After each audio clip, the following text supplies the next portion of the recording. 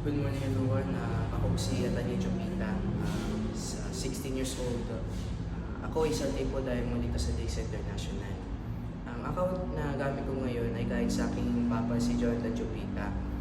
Pinamana niya ito sa akin, sa amin, at ako na nagmamanage.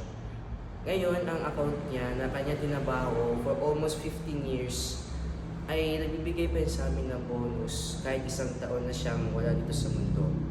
Ang kanyang tinabaho hindi napunta sa, hindi nasayang kanyang tinabaho sa kanyang 15 years DXN.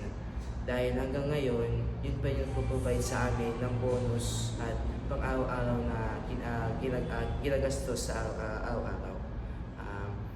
Ang ginagawa ko naman na ngayon para ma-maintain ang kanyang account ay check ko yung qualification kung magpa-qualify ba o hindi. Nagpo-follow up ako ng mga members kung nakakasabay ba sila o hindi. Tapos pupuntahan ko sila, para kausapin ko sila.